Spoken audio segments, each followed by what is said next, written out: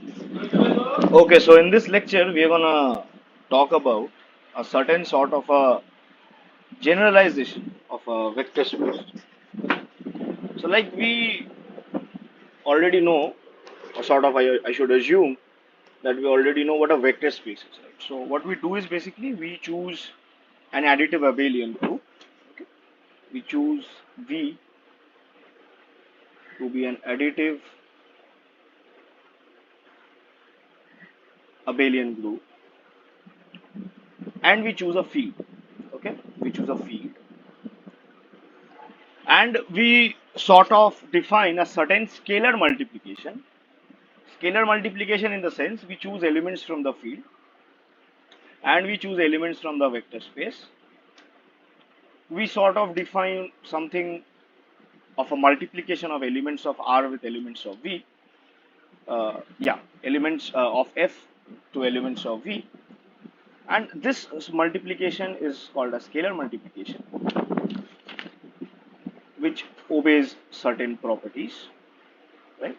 For example, we say that for all elements from the field, so typically the elements from the field are called the scalars. Okay.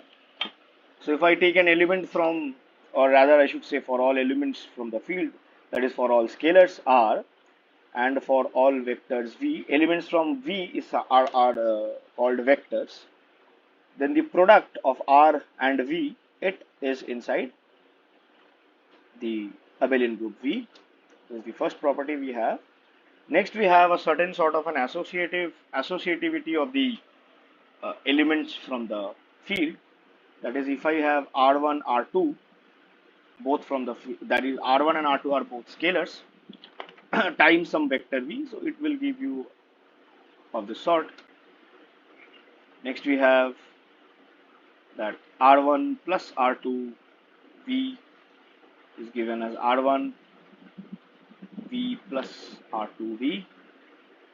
We can also sort of have such a distributive property in terms of the vectors. That is, some scalar r times v1 plus v2 is given as rv1 plus rv2. And lastly, we have that the product of the element 1, multiplicative identity 1 from the field with any vector is simply the vector. Okay. So this is a this is the collection of properties which we typically have in case of a vector space, right? Okay, and we have studied essentially the important aspects of a vector space, how the concept of the term vector has come into existence. Because we have already discussed this fact, I have lectures on these topics in my playlist, important topics on linear algebra. Like these sort of things have come from a generalization of the physical vectors, right? So now our goal is to sort of generalize this concept of a vector space. In other terms, we want to weaken the concept of a vector space in order to create an abstractness, and we do that by omitting certain properties from the field. Okay, like we know that if you have a ring R, if R is a ring, then R is an additive abelian group. Okay, R is an additive abelian group, and we say that it's closed under multiplication and associative, right? Multiplication in the sense we define two operations on R. One we denote as plus and one we denote as dot. So plus is typically called of as the additive operation, dot is typically called of as the multiplicative operation. So R with respect to plus forms an abelian group, and R with respect to dot is simply, so dot is simply, that is the multiplicative operation is simply closed and is associative. So if we get a non-empty set R with respect to two binary operation, additive and multiplicative, such that these two conditions hold, then we say R is a ring, right? Now, if I impose certain more properties of these operations on R, then we eventually come to what we call a field, right? For example, if I say that the identity element, the multiplicative identity, which we obviously denote as 1, like we know that the additive identity is denoted as 0 and the multiplicative identity is denoted as 1. So if I say that 1 is in R, right, that is the multiplicative identity is in R, then we say R to be a ring with unity, a ring with unity. Yep. Furthermore, if I say that the ring R is commutative with respect to the multiplicative operation, like see, we have every possible property of a binary operation in order to create a group in terms of the additive operation, right? What we are trying to do is that we are trying to impose the operations such that we can form R to be a group, to be an abelian group, to be very precise with respect to the multiplicative operation as well, right? So if I say that multiplicative identity is in R, what is the multiplicative identity? You should recall that if you choose any element from R, then R multiplied with 1 is R itself, right?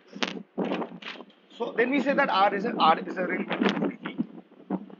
Furthermore, if I have the property that the elements in R commute with respect to the multiplicative operation, that is for all R1, R2 in capital R, R1 dot R2 is same as R2 dot R1, then we say that R is a commutative ring.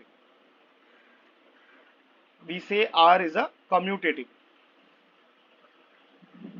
Okay. Now suppose R has the multiplicative identity and R is a commutative ring. I write it as CR. So if I add both of these properties, then the structure we get is what we call the commutative ring with unity. R is called a commutative ring with unity. Clear? Okay. Now I have only one more aspect left for the structure to be a group, is that if every element, every non-zero element to be very precise, every non-zero element of R has a multiplicative inverse, right? Now if I further add this property to it, that for all R in R minus 0, what is the zero element? It's obviously the additive inverse. It's obviously the additive inverse. For all R in R minus 0, if I have that an element R this in capital R such that R dot R inverse is same as R inverse dot R is equals to 1, then we can obviously observe that R with I should say R minus 0 with respect to dot is another abelian.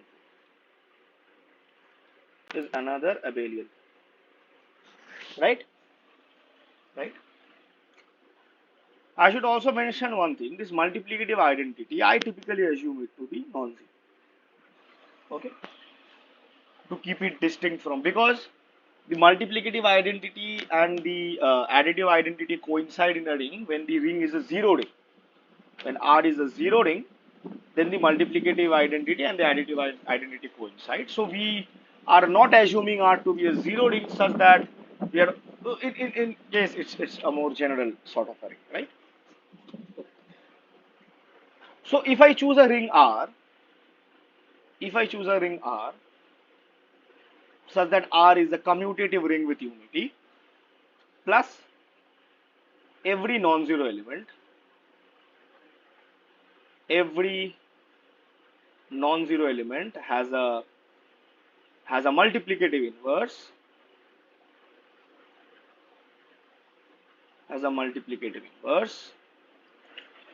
then we say R is a field. Then R is said to be a field. Okay? And in case of a field, we use the notation like this, most often. Yeah. So the concept is that the concept of a ring is is sort of the base of the concept of a field. We have started with a ring. We have kept on implying or imposing certain restrictions, or I should say not restrictions, certain structures to the ring. in order to get in hand a more important and a more I should say a well obeying structure, which is the field, because a field is the most obeyed abstract object, right? You can have a division inside the elements of it, right? Inside the elements. So addition, subtraction, multiplication, division, these are the operations, the mathematical operations which are most widely used. And in case of a field, since the multiplicative inverses exist, so if I choose an element A and I choose an element B, obviously the multiplicative inverse B inverse will exist, and A dot B inverse is nothing but A by B in the division notation, right? So all mathematical operations are somewhat implied inside a field. So that's why it's one of the most important abstract structures. And the important examples of fields are also rather very trivial. You have the complex numbers, you have the real numbers, you have the rational numbers, right? What can we say about the integers? Now we know that if I choose an element 2, obviously 1 by 2 is not in integers, right? One sec. Yeah. So obviously 1 by 2 is not in Z. We know this. Right? So therefore Z obviously does not form a field because 2 is obviously a non-zero element of Z. It is not having a multiplicative inverse. So what can we say about Z? Z obviously has unity. Z obviously has unity. Z is commutative in terms of multiplication. If we choose two integers, a dot a multiplied with b, same as b multiplied with a. Z obviously is an additive abelian group. So Z in basically turns out to be a commutative ring with unity. Okay, clear? Now our goal is to basically sort of structurize a vector space, not having a field. What we do is that we choose an additive abelian group and we choose the scalars to be elements from not a field but a ring. Okay, so the definition of what we call modules is basically this: let R be a ring,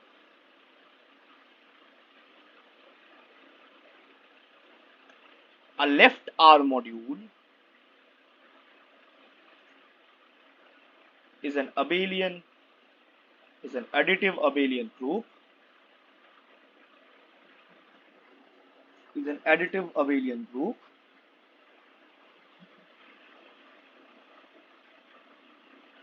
with respect to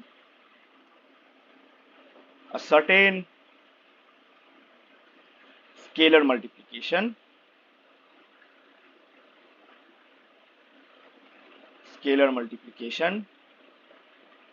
defined as follows. Defined as follows. Okay, how do we define the scalar multiplication? And that is exactly how we do that in case of a vector space. Okay, so for all alpha in R, for all x in M. Okay, a left. So let me use a symbol. So a left R module M. Okay, is an additive abelian group with respect to a certain scalar multiplication defined as follows. So for all alpha in R, for all x in M, Rx is in M. This is number 1. Number 2, we have alpha plus beta times x is given as alpha x plus beta x. For all alpha beta in R, obviously the elements of from R are what we call the scalars, and x is in M. Number 3, alpha beta x is given as alpha times beta x, again for all alpha beta in R, x in M. And number 4 is that 1. So I should use the term that if 1 is in R, then 1 dot x is equal to x for all x. Now I am obviously using this for obvious reasons because I have not yet said that this ring is a ring with unity. Right? So if the identity element, if the multiplicative identity element is inside R, then 1 dot x will give you, that is the terminology we use. Clear? Got it?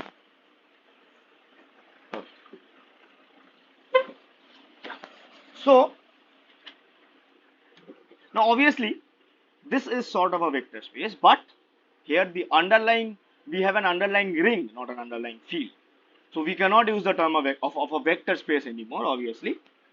We say this structure to be a left R module. Okay. Why does the term left comes into existence? We will discuss it. Now let us first give some sort of a hint to it. Firstly, as I use the term that if one is in R, for obvious reasons, one must not. There is no restriction of one to be in R because we are just talking about a ring. Okay. So typically speaking, if one is in R, then we say this module to be an unital module. To be an unital module. But whenever we discuss modules, we don't specifically mention the existence of the multiplicative identity because we somewhat assume that to be inside R. Okay. So that there is no mishap in solving such certain or in studying certain structures. So we don't often use the term unital module. We simply use the term a left R module. And we somewhat assume that the multiplicative identity is inside R. So R is thought as a ring with unity. And again saying I won't be using the term always whenever I am studying this ring. We will assume that the one is in R. Moreover, if the ring is commutative, then there is no difference in a left R module and a right R module. Because the reason I'm saying this here, so this is the definition of a left R module. What happens if I discuss sort of a right R module? So in the case of a right R module, this, and this properties are intact. The only change we have is inside this scalar multiplication, where we define the scalar multiplication as alpha beta x dot x to be beta dot alpha dot x. Okay. So therefore, it's obvious that if this ring is a commutative ring, then this property is nothing but the property we wrote, right? So if R is a commutative ring, so let me just use the term CRU because I already said that we assume one to be in R. So if it's a CRU, then left and right modules are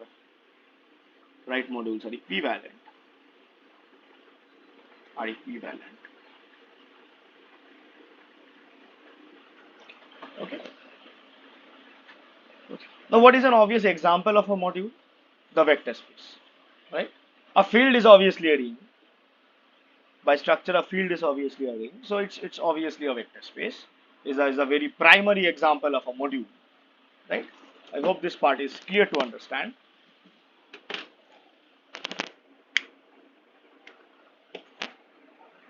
Got it? Okay. So if I talk about examples,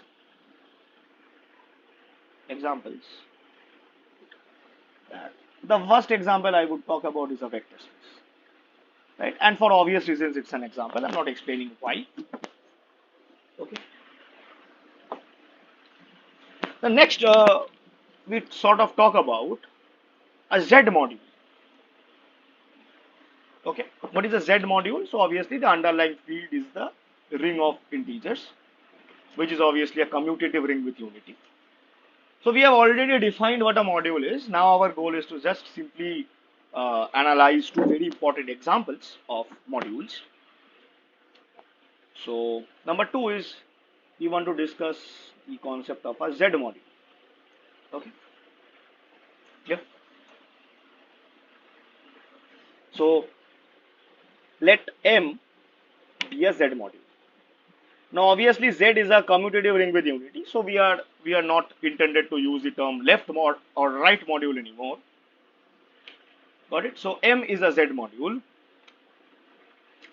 Now, first, before moving on to analyzing a Z module, let us first discuss two very important uh, aspects, I should say.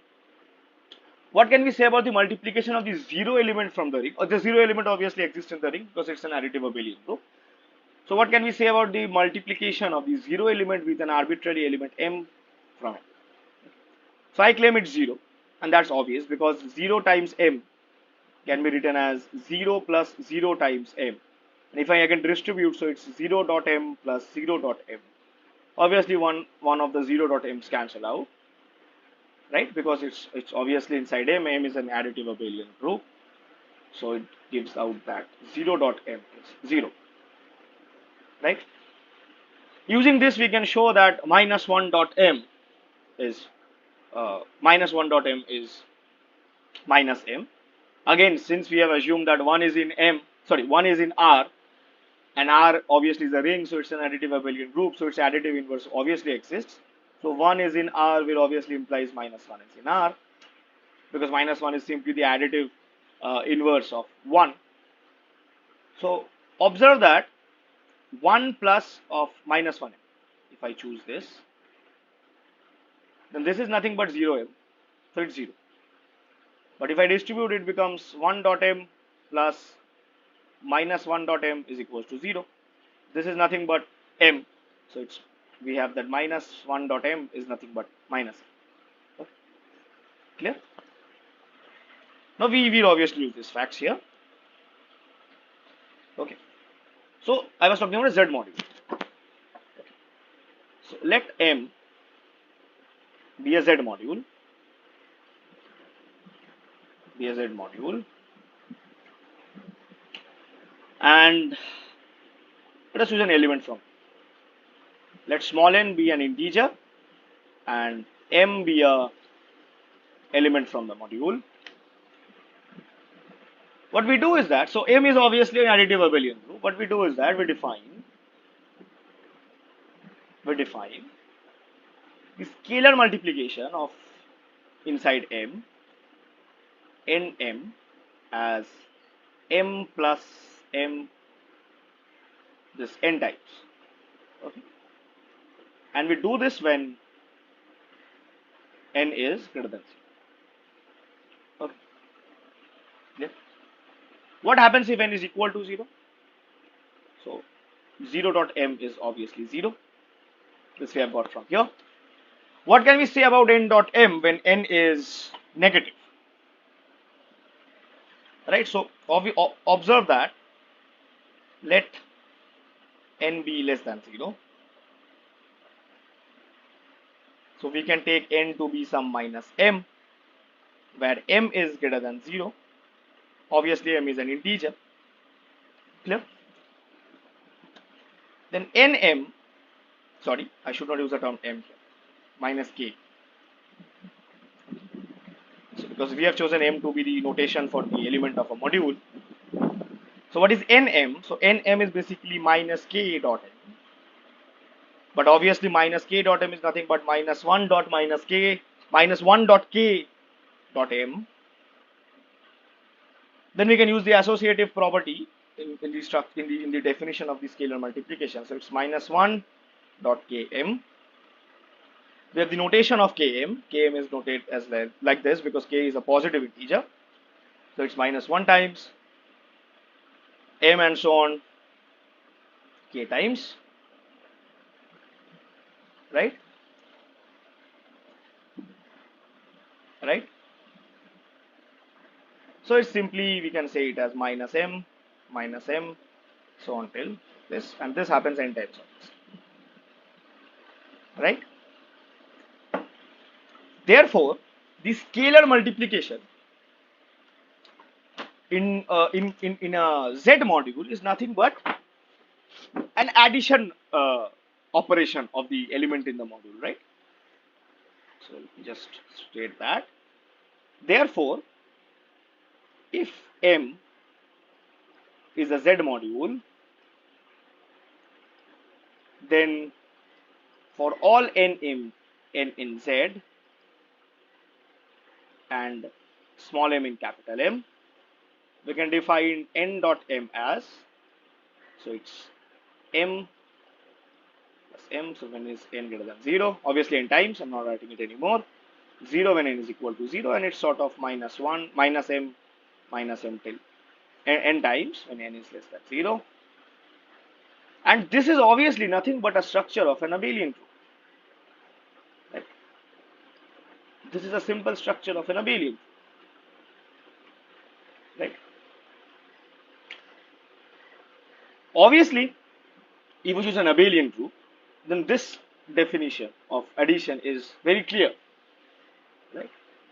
Additive abelian group, I should say, in terms additive abelian group. Right? Therefore, a Z module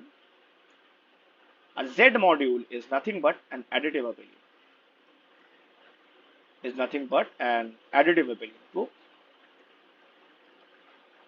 Therefore, we have actually structurized a large set of examples of modules, because if you choose any additive abelian group, then that is nothing but a Z module.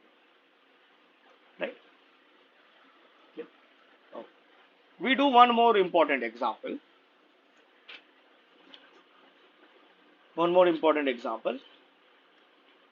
Which is quite related to the concept of a vector space. Let F be a field. Let F be a field and V be a vector space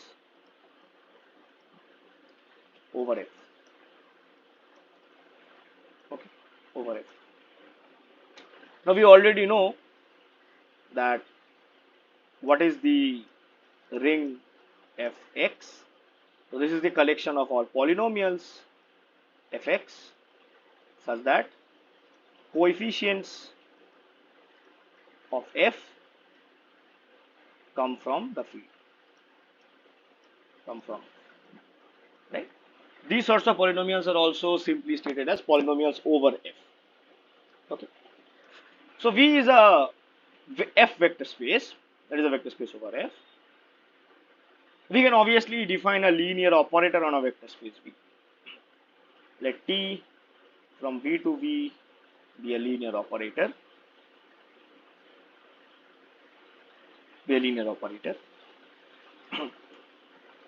Now, what are we actually trying to do is that we are sort of concerned about the concept of what the module structure over a polynomial ring will look like. Okay. What we do is sort of this. We want to structurize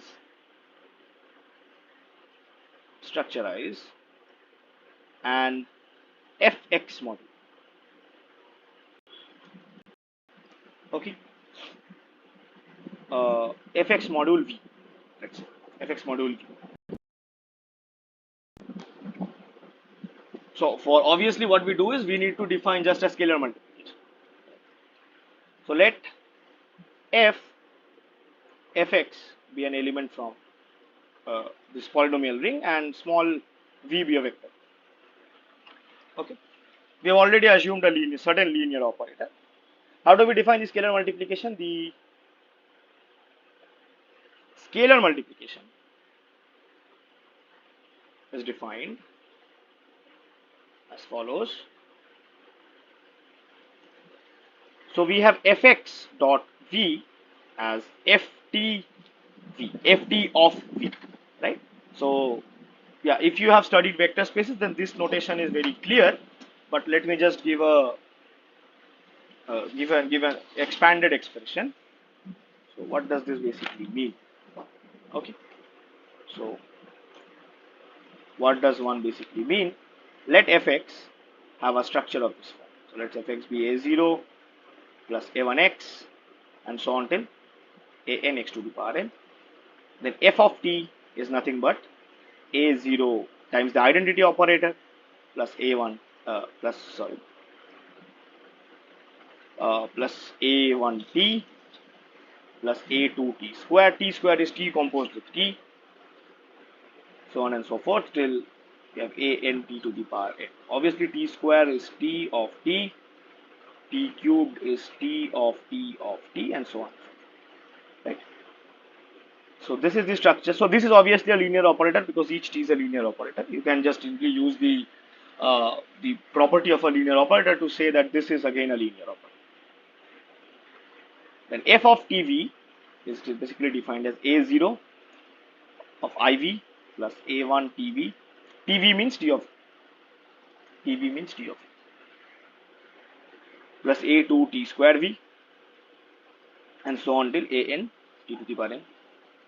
T square V is obviously T of T, right, and so on and so forth. So the identity on V is V simply, right? So this is the structure, right? And we define this to be the scalar multiplication of the element fx with V. Clear? Okay. So this will obviously, you know, is a well-defined scalar multiplication. I'm not going through the steps. The steps are easy to follow because of the fact that you can just simply observe that if you choose two polynomials, you add them and apply the scalar product. Suppose you have fx equal to summation ai x to the power I. You have gx to be summation say bj x to the power j. Then obviously, you can add them. Right? You can add them. The addition will happen obviously following the powers of x. So it's sort of a summation ai ak, let's say ak plus bk whole to the power x to the power k. K has a range from 0 to the maximum of I and j, and whenever k moves away from the index where I completes, it becomes 0. Okay, let me give the what I'm trying to say is that, okay, so suppose I have I from 1 to n, we have j from 1 to l, we say l is greater than n, let's say. And what is fx plus gx? So it's sort of this form, right? So it's a0 plus b0, and so on till we have, so n is greater than n, right? So we have an plus bn x to the power n. After this, there is no existence of an, so it becomes bn plus 1 x to the power n plus 1, and so on till bl x to the power n. So obviously, what is fx plus gx on v? So it's nothing but ft plus gt on v, right? So it will obviously have this structure only, right? So you will have a0 plus b0v plus a1 plus b1 tv, and so on till then you have an plus bn t to the power nv, and so on. Then you have bl t to the power lv, right? But you can again obviously just separate them out, right? Because you will then have a0v plus a1 tv, so on till an t to the power nv. So this is one part, and then you can have the same for, so b0v plus b1 tv, and so on till blt to the power lv. But this is nothing but your ftv, this is your gtv, and this is basically fx dot v, this is gx dot v, addition of them, and this was equal to fx plus gx dot v. What can you say about the identity operator here? So the what you say about the element 1? So 1 is basically the constant function, right? So 1 dot x is nothing but x, or I should say, sorry, 1 dot v is nothing but, right? Because 1 will obviously transform into the identity operator, so it's typically.